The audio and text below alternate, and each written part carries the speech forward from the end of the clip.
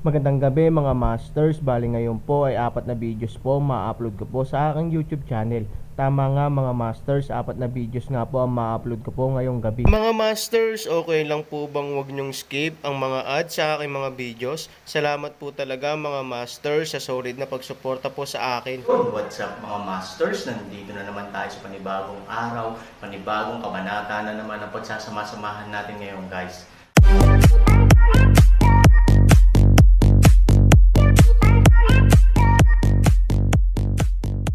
Bali mga masters, kung bago ka pa lang po sa aking YouTube channel, please click the subscribe button, lalong-lalo na po yung notification bell guys, para maging connected pa rin tayo sa isa't isa at maging updated kayo sa mga susunod ko pang video. Bali mga masters, bago natin umpisahan ng kwento ay mag-shoutout po muna tayo para sa mga solid nating tagapakinig at unahin na po natin si Shoutout kay Jeps at shoutout kay Norlisa Sugay. yun na nga mga masters, no? Bali hindi na ito patagalin. In 3, 2, 1, let's go!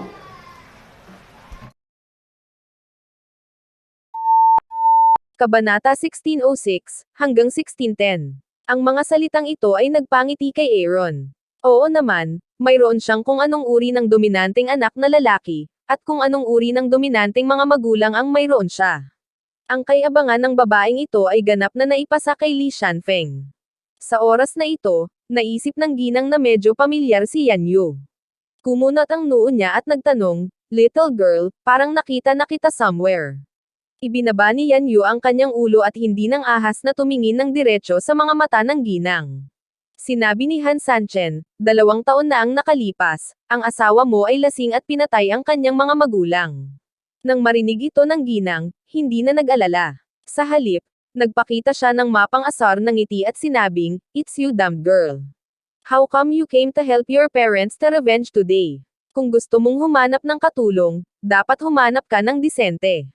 Nakahanap ka pa ng paylay na lalaki. Masyado mong minamaliit ang pamilya Liko, undefined with that." Nagtaas ng kamay ang ginang, na para bang tinuturuan ng leksyon si Yan Yu. Ang mabilis na mga mata at mabilis na kamay ni Aaron ay direktang sinuri ang gawin ng ginang sa gitna ng hangin. Hawak ang pulso ng ginang, malamig na sinabi ni Aaron, "Kailangang bayaran ang pagmamataas. Kakayanin mo ba ito?" Biglang nagalit ang ginang. Paanong nahawakan ng ganitong klaseng tao ang kamay niya? "Paylay, bitawan mo ako, kung hindi, puputulan ko yang kamay mo," bulalas ng ginang. 3,000 mga kamay bahagyang matigas, babae kaagad sakit expression malaking pagbabago. "May kakayahan ka ba talaga? I doubt it with that." Hinayla at tinulak ni Han Sani ang ginang palabas ng ilang hakbang, saka bumagsak sa lupa. Mabangis ang ekspresyon ng ginang. Galit siya at sumigaw. Sabay-sabay na sumugod ang ilang bodyguards. "Kill him for me." Itinuro ng ginang si Aaron at sinabing. Bagamat nakatayo lang ang isang kamay niya sa Sanchen Rugby's, sapat na upang harapin ang maliliit na karakter na ito. Nang ibagsak ni Aaron ang lahat ng bodyguard, ang babaeng walang maaasahan sa wakas ay natakot at tumingin kay Aaron, na namutla, tuldok. Si Aaron, na inaalalayan ni Yan Yu, ay lumakad papunta sa ginang at sinabing mapagpakumbaba, "Tawagan kaagad si Li Shanfeng at ang kanyang anak at hayaan silang bumalik." Nanginginig ang ginang at inilabas ang kanyang cellphone. "Kahit sino ka pa, hindi ka matatapos kung maglalakas loob kang guluhin ang pamilya ko Li. Maghintay ka at papatayin kita." Matapos tawagan ng ginang ang mag-ama, binyantaan pa rin niya si Aaron. Ngumuso si Aaron at sinabing, "Ipapaalam ko sa iyo ang halaga ng kayabangan. Sana ay maging mayabang ka noon." Sa mata ng isang ginang, si Aaron, isang paylay, ay kayang lumaban, ngunit hinding-hindi siya magiging kalaban ng pamilya Li. Bukod sa pamilyang Ma at pamilyang Han, sino pa ang matatakot ng pamilya Li? Ngunit hindi niya alam na si Ma Feihao ay naging aso sa Aaron, at ang kabaong ng vilya ni Han ay hindi nang ahas na gumalaw. Bago bumalik ang pamilya Li at ang kanilang anak, sa wakas ay dumating si Ma Feihao. Nang makita ng ginang na pumunta si Ma Feihao sa Aaron at yumuko, bigla niyang pinalaki ang kanyang mga mag-aaral. Hindi siya makapaniwala. Kasabay nito, mayroon siyang pakiramdam ng pag-iisip. Ma Feihao, ito si Ma Feihao. Paano siya magiging magalang sa paylay na ito? Sa oras na ito, sa wakas ay naniwala si Yan Yu sa mga salita ni Aaron. Si Ma Feihao pala talaga ang dogleg niya. Isipin mo naman ang ugali ng mga kasama niya kagabi. Anong tangaang nang ahas nilang pagnakawan ng isang lalaki na kahit si Ma Feihao ay kailangang pasayahin. Kuya Aaron, anong maipaglilingkod ko sa'yo? Tinanong ni Ma Feihao ang Aaron. Magkakaroon ng karera sa track ngayon. Hayaan ang mga taong iyon na maghanda para dito. Sabi ni Aaron. Tugma, ganun ba kabilis? Maaring hulaan ni Ma Feihao na ito ay tiyak na hindi isang simpleng laro. Dapat may iba pang arrangement ang Aaron, pero hindi siya basta-basta nagtanong. Ang gusto niyang gawin ay makipag-usap ayon sa mga tagubilin ng Aaron, hindi upang mamagitan ng labis. Isa pa, wala siyang lakas ng loob na gawin iyon. Pagkatapos ng ilang sunod-sunod na tawag, sinabi ni Ma Feihao kay Han Sanchen, Kuya Sanchen, ipinaalam na nila ang mga taong iyon. Magmamadali silang maghanda kaagad. Tumanggo si Aaron at hinintay na makauwi si Li Shanfeng at ang kanyang anak. Matapos marinig ang address ni Ma Feihao sa Aaron, naramdaman ng ginang na pamilyar ang pangalan ni Kuya Aaron, ngunit hindi niya maalala kung saan niya ito narinig ng ilang sandali. Biglang namutla ang mukha ng ginang, at ang kanyang mga mata ay tumingin kay Aaron na may matinding takot. Kuya Aaron, si Aaron ba ang nasa limelight kamakailan? Siya ang nakatayo sa pintuan ng villa ni Han na may hawak na kabaong. Siya ang nagpagulo sa buong pamayan ng Chino. Sa ngayon, ang kabaong ay nasa villa pa rin ni Han, at walang nang ahas na ilipat ito. Sinasabing kahit si Han Tiansheng ay umalis sa komunidad ng mga Chino upang maiwasan ang pag-atake. Kawalan ng pag-asa. Kumalat sa puso ng ginang ang walang katapusang kawalan ng pag-asa. Umiling ang ginang sa kawalan ng pag-asa. Ano ang nangyari? 2 taon na ang nakalipas, malapit nang sumabog ang bomba, at pinasabog ito ng Aaron. Hindi kwalipikado si Li Jagan na pigilan ito. Ma Feihao, anong ginagawa mo sa bahay ko? Tanong ni Li Shanfeng kay Ma Feihao na may mabangis na mukha. Nakita niya si Ma Feihao sa unang tingin, kaya hindi niya napansin si Han Sanchen. Subconsciously, naisip niyang umuwi si Ma Feihao para maghanap ng gulo.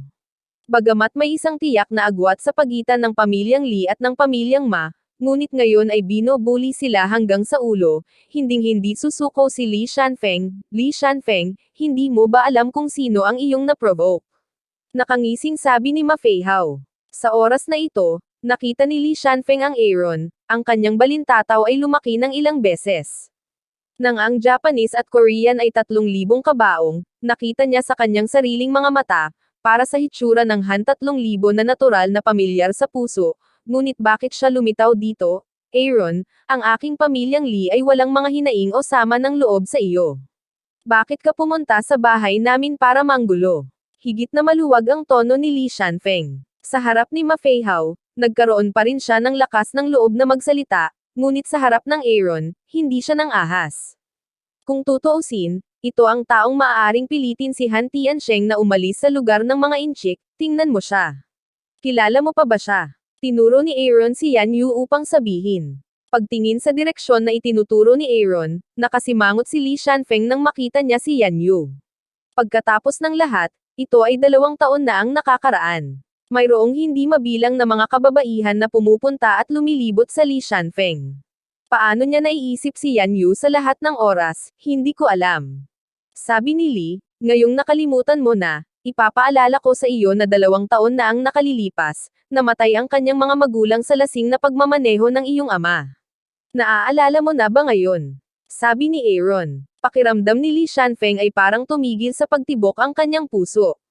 Bagamat 2 taon na ang nakalipas mula nang mangyari ang insidente, kahit na nakalimutan na niya ang hitsura ni Yan Yu, hindi niya malilimutan ang pangyayari mismo. 2 taon na ang nakalipas, hindi siya natakot, ng batang babae. Ngunit makalipas ang 2 taon, ang batang babae ay malinaw na may suporta ng Aaron, na hindi siya kwalipikadong baliwalain. 2 taon na ang nakalipas, siya at ako ay nagkaroon ng kasunduan.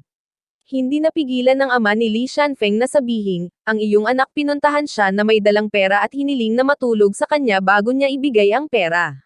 Hindi siya pumayag, kaya imbes na makuha ang pera, binugbog siya ng iyong anak. Sabi ni Aaron. Hindi alam ng ama ni Li Shanfeng ang tungkol dito. Lagi niyang iniisip na pagkatapos makuha ni Yan Yu ang pera, tapos na. Sa hindi inaasahang pagkakataon, nagawa ni Li Shanfeng ang ganoong bagay. Li Shanfeng, Ikaw na anak ng asong babae. Ang ama ni Li Shanfeng ay lumapit sa kanya at sinapak siya. Kung ibinigay niya ang pera sa simula, hindi siya mahahanap ni Han Sanchen ngayon. Ngayon, si Li Shanfeng ang may pananagutan sa lahat ng kahihinatnan. Malinaw na imposibleng magbigay ng pera sa iba. Si Li Shanfeng ay labis ding nanghihinayang. Hindi niya akalain na makalipas ang 2 taon, makakahanap si Yan Yu ng ganoong taga-suporta. Kung bibigyan mo ng pagkakataon si Li Shanfeng na bumalik sa nakaraan, tapat siyang magbibigay ng pera kay Yan Yu. Hindi siya kailanman ng ahas na maging masama kay Yan Yu. Sayang at huli na ang lahat para magsisi ngayon. Matapos marahas na bugbugin ng kanyang ama, lumuhod si Li Shanfeng sa harap ng Aaron. Siya ay isang walang awa na karakter na maaaring pilitin si Han Tiansheng na umalis sa komunidad ng mga Chino. Wala siyang ideya sa paghaharap. Kuya Aaron, nalilito ako saglit. Kung gusto ni Yan Yu ng anumang kabayaran, gagawin ko ang lahat para masiyahan siya. Iniyuko ni Li Shanfeng ang kanyang ulo at magalang na sinabi. Nang makita ang eksenang ito, huminga ng malalim si Yan Yu. Ang mayabang at dominanteng pamilyang Li ay hanggang ngayon. Nangangarap siya ng paghihiganti, ngunit hindi niya inaasahan na darating ang araw na ito sa ganitong paraan. Hindi siya nagpapasalamat sa Diyos sa pagbibigay sa kanya ng pagkakataong makilala si Aaron, dahil hindi siya naniniwala sa langit. Sa oras na ito, sa kanyang puso, ang Aaron ay langit at Diyos. Undefined, narinig mo na ba ang pangungusap na sinabi ni Aaron? Malaki ang ipinagbago ng mga mukha ng pamilyang tatlong Li. Hindi kayang bayaran ng pera. Kailangan ba nilang gamitin ang kanilang buhay? Ang mga magulang ni Li Shanfeng ay ayaw mamatay. Hindi pa sila nag-enjoy sa mayamang buhay nila. Paano sila mamamatay? Alam ng ina ni Li Shanfeng na si Yan Yu lang ang makakapagligtas sa kanila sa ganitong sitwasyon. Bago ang mayabang na babae, wala ng pagmamataas, pumunta kay Yan Yu, hinawakan ang kamay ni Yan Yu, sinabi, Yan Yu, alam kong galit na galit ka sa amin, ngunit ang mga taong mamatay ay hindi na mabubuhay, kahit na mamatay kami, ang iyong mga magulang ay hindi mabubuhay, kung ano ang gusto mo, maaari kong ibigay sa iyo, pera, kung gaano karaming pera ang gusto mo, magagarantiyahan kita sa susunod na araw ay maaaring maging napakayaman. Tinanggal ni Yan Yu ang kamay ng ginang dahil sa pagkasuklam. 2 taon man ang nakalipas o ngayon, nang makita siya ng ginang, ang mukha nito ay nakakainis, parang gusto niyang maging inferior. Ngayon ay bumalik siya para tanungin ang sarili, paano siya mapapatawad ni Yan Yu. Mabuti ang kakulangan sa pera ni Yan Yu, ngunit hindi siya mamumuhay ng masayang kasama ng pinasim na tinapay ng dugo ng kanyang mga magulang. I'm sorry, ayoko ng pera mula sa Li family, sabi ni Yan Yu na nagngangalit ang mga ngipin. Hindi inaasahan ng ginang na hindi matitinag ng pera si Yan Yu. Maaari lamang siyang magpanggap na miserable at lumuhod sa harap ni Yan Yu na may luha sa kanyang mukha. Yan Yu, please, you can tell me anything you want, but you can't kill me.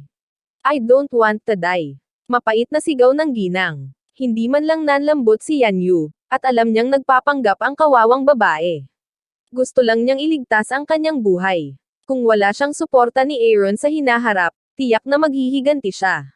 Ang awa ay para sa mahihirap, at siya ay hindi. You don't have to be pathetic in front of me. You don't want to die. Do my parents deserve to die?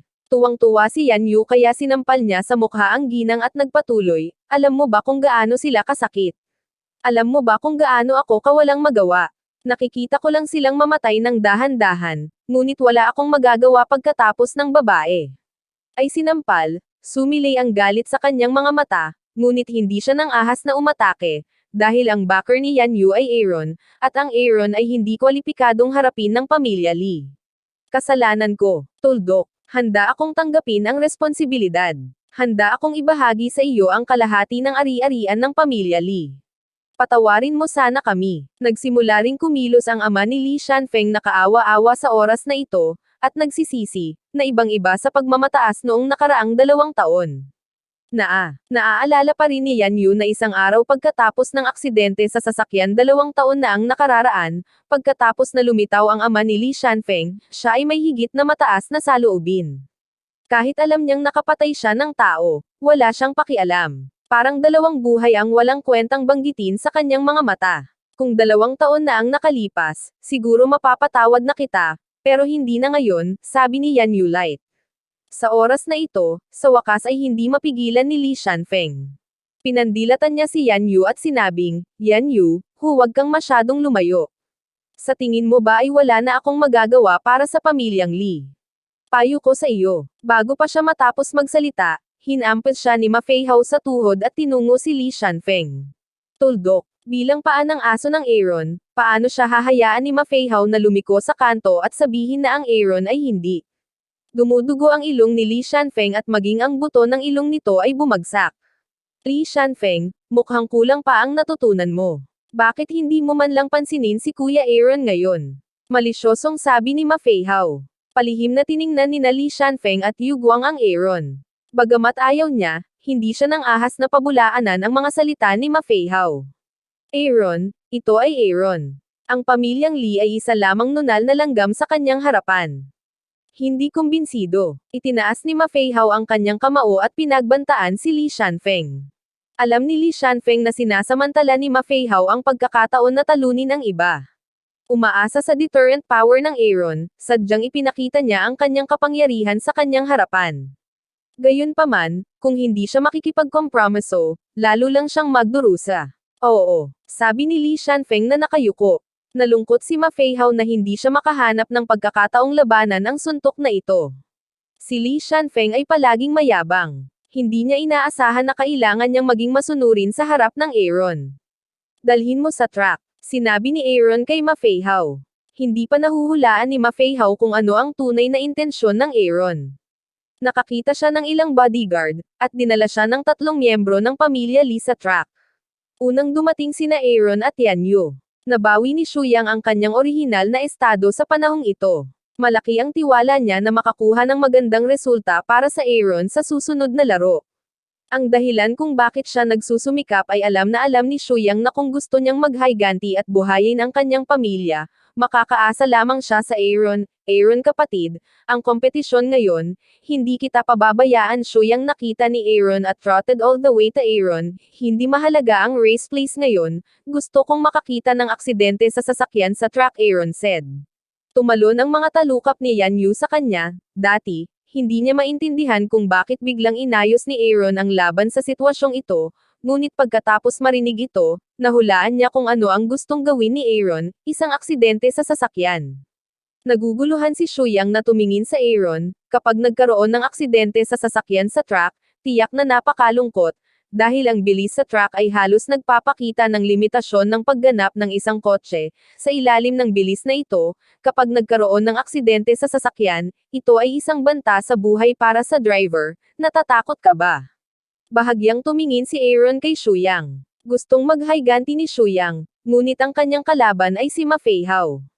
Nangako si Aaron na bibigyan siya ng pagkakataon. Ngunit ngayon, halos imposibleng gawin ito ni Shuyang, dahil may isang Mayu sa likod ng Ma Feihao, at si Mayu ay Aaron na hindi kumikibo. Una, ang Aaron ay walang ganoong lakas. Pangalawa, iniligtas siya ni Mayu, hindi makakagat ng han 3,000 ang kamay na nagpapakain sa kanya. Siyempre, hindi sisirain ng Aaron ang kanyang pangako. Bibigyan niya ng pagkakataon si Mayu, pero kung kaya o hindi ni Mayu ay sarili niyang negosyo, hindi ako natatakot. Saglit na nag-alinlangan si Shuyang at mariing sinabi na dahil gusto niyang umasa sa Aaron para makabalik, kailangan niyang bigyang kasiyahan ang anumang sinabi sa kanya ni Aaron. Mabuti pagkaraan ng ilang sandali, lumitaw ang pamilya ni Ma Feihao at Li Shanfeng. Sabi ni Aaron, nakikita mo ba sila? Li Shanfeng. Maraming kakilala noon sina Shuyang at Li Shanfeng. Bagamat hindi sila magkapatid, sila ay magkaibigan na magkakilala sa loob ng maraming taon. Gayunpaman, ang pagkakaibigan ay hindi sapat para maglakas loob siyang tumulong. Alam ni Shuyang na kung ang Aaron ay maaaring tretuhin ng ganito, malamang na may ginawa si Li Shanfeng para inisin si Aaron. Sa kanyang posisyon, hindi siya kwalipikadong tulungan si Li Shanfeng na mamagitan. Tingnan mo, hindi ko sila bibigyan ng pagkakataon na mabuhay. Sabi ni Shuyang, kagat-kagat ang kanyang mga ngipin. Sa oras na ito, si Ma Feihao ay tumakbo sa Aaron at unang tumingin kay Shuyang ng malamig. Pagkatapos ay sinabi niya kay Aaron, Kuya Aaron, dinala kita dito. Ano ang susunod na pag-aayos? Hayaang maghanda ang mga driver, at pagkatapos ay ilagay ang mga magulang ni Li Shanfeng sa 100 metro sa harap ng panimulang punto. Kailangan ko ng balita. Naligaw ang mga manunood sa Riles at Natamon at napatay ang sabi ni Aaron Ilaw. Si Ma Feihaw ay tumingin kay Aaron ng may pagtataka. Hanggang sa sandaling ito, naiintindihan niya kung ano ang gagawin ng Aaron para sa kanilang buhay. Yun na nga mga masters, no? Bali panibagong kabanata na naman yung natapos natin ngayong gabi. Muli, maraming salamat po talaga sa walang sawang suporta po sa aking YouTube channel na talagang inaabangan niyo po ang bawat upload ko po. Bali mga masters, magkita-kita ulit po tayo bukas ng gabi at ngayon po ay magpapaalam po muna tayo. Bali mga masters, bye-bye!